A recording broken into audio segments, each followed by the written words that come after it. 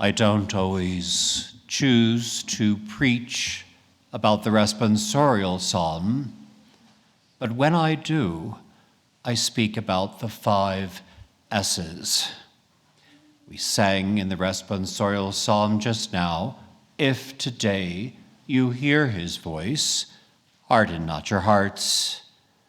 And maybe some of us are saying, I sure would like to hear his voice. I never hear it. So if today I hear his voice, that would be a great thing. How do I hear it? How do I hear the voice of the Lord? Let me suggest the 5 S's.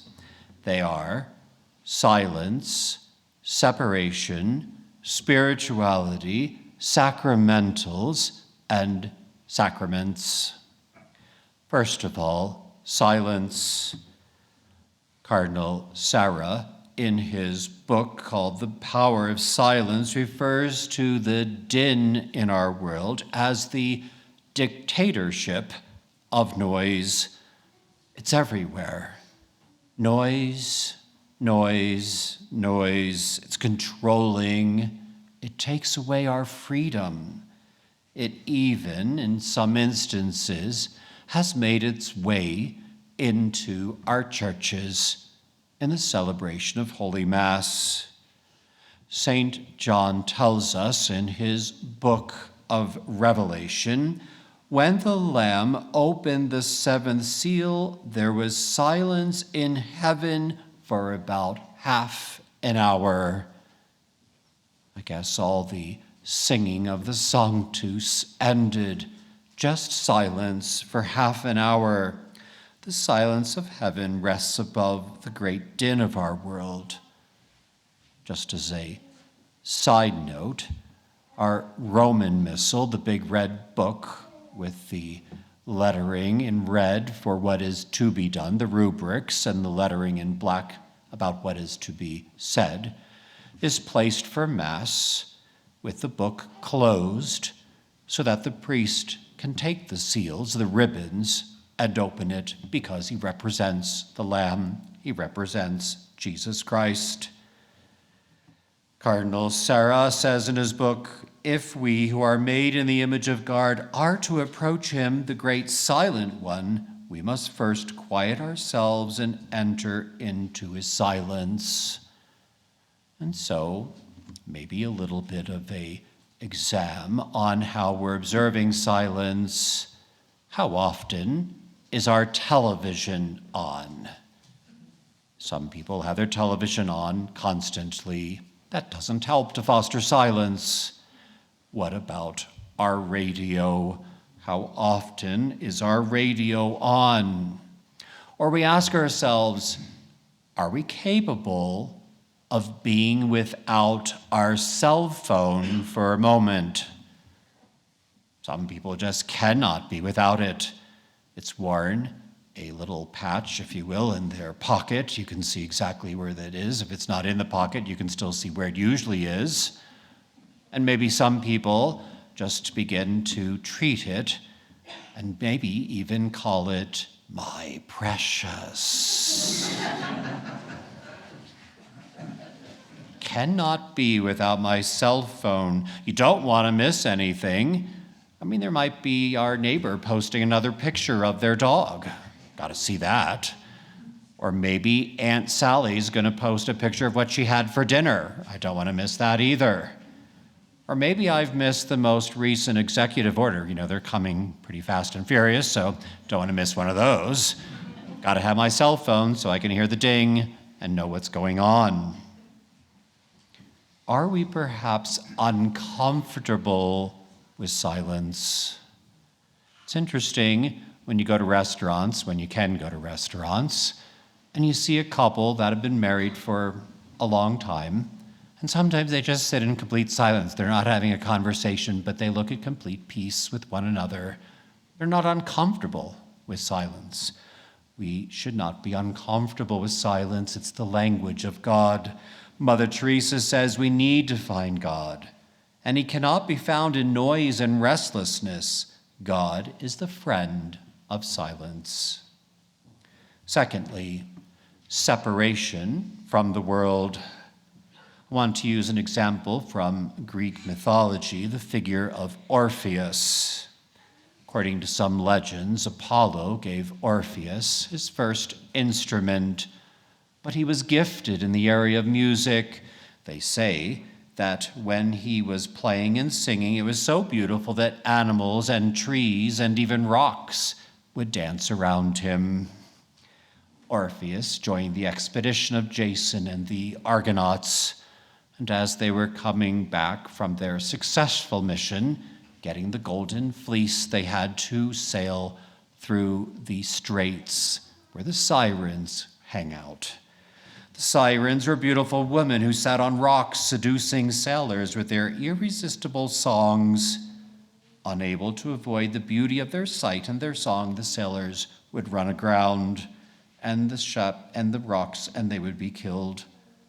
Orpheus, by playing his own music, saved the Argonauts. He drowned out the music of the sirens so that the sailors could only hear his music. Something like that has to happen with our Lord Jesus Christ in our life. He has to be the voice that we hear. It has to drown out other voices, secular voices in our world, so that he's the one that we hear and he saves us. Could use perhaps another example. An athlete out on the playing field has to hear the voice of his coach. He doesn't listen to the trash talk of the opposing side. He doesn't listen to the screams from the stands about what to do or not to do, not even of his parents or friends and relatives. The voice of the coach is the one that he has to hear. So in our life, we must listen to the voice of the coach, the shepherd. And he says in John's gospel, "My sheep hear my voice." We must achieve then this separation from the world and the din of what the world says. Who are we listening to? Our world today is full of a lot of noise and speaking, and I would even say the din of propaganda. If you haven't noticed, it's really increasing. We are being fed every day propaganda. It's like one of those snowmaking machines at one of our ski resorts, just keeps pumping it out. We need to be attentive. It's not the voice of Christ, it's not the voice of truth. Propaganda means to propagate, to reproduce, to spread. I checked the Cambridge Dictionary. You know, they're purging dictionaries right now, so I wasn't sure if I'd even find the word propaganda. But I did, and this is how it defines it: information or ideas that are spread by an organized group or government to influence people's opinions, especially by not giving all the facts or by secretly emphasizing only one way of looking at the facts. Cambridge Dictionary. Ideas have consequences. For example, fear, panic, hatred, division, confusion, or brainwashing. We've heard a lot about the new resident in the White House. The New York Times said he's the most religious president we've ever had. He's a devout Catholic. Well, I guess that might be up for some discussion. If we go to canon law, we can find some very interesting numbers. A person who procures a completed abortion incurs a latae sententia excommunication. Latae sententia means that it's already done, it's automatic. You're automatically excommunicated from the church. To support this, to foster this, to back this up in any way is to share in this. Canon 915 of the Code of Canon Law says, "Those who have been excommunicated or interdicted after the imposition or declaration of the penalty, and others obstinately persevering in manifest grave sin, are not to be admitted to Holy Communion." Some bishops would do well to read canon law. There's a lot of confusion, and the propaganda continues. We must be careful. We must separate ourselves from this in order to hear the voice of Jesus Christ. Thirdly, spirituality. What are we feeding our soul? How are we going to hear the voice of the Lord if our diet is anything but spiritual? What spiritual book are we reading? Do we have one? Do we know what we're reading? Maybe we think, Father, I don't have time to read. Well, page a day keeps the devil away. Let's keep reading. What prayers in my spiritual life do I pray daily? What is our diet like? When I was studying in Rome, you would think, oh, Rome, so holy. Well, the Romans, some of them, are not all that holy, and many of the billboards are very inappropriate. I think you understand. And so, as us seminarians would be in our bus, going from the seminary to the Gregorian University in Rome, crossing Rome at a snail's pace, because nothing moves in Rome, you would see lots of billboards. And so we had the expression that we would say to each other, don't go collecting trash, because then that's in your head and in your heart. But keep your nose in a book, especially a spiritual one. So what is our diet like? How much news do we watch a day? Sports, entertainment, maybe even weather. We might even ask ourselves, do we know where our Bible is? Hopefully we do. Spirituality. Fourth, sacramentals and sacred images. The Catechism of the Catholic Church says, Holy Mother Church has, moreover, instituted sacramentals. These are sacred signs which bear resemblance to the sacraments. They signify effects particularly of a spiritual nature, which are obtained through the intercession of the Church. By them, men are disposed to receive the chief effect of the sacraments, and various occasions in life are rendered holy. For example, we have holy water. You should have holy water in your home, and not just in a bottle, in a cabinet, behind the mayonnaise or something, but someplace where it's used, it's available. They make little holy water fonts for homes. We had one in every room of our house, and if we didn't use it, it didn't matter, because Mom came down the hallway and into all the rooms, sprinkling us, should say, soaking us with holy water. The crucifix. Every Catholic home should have at least one crucifix.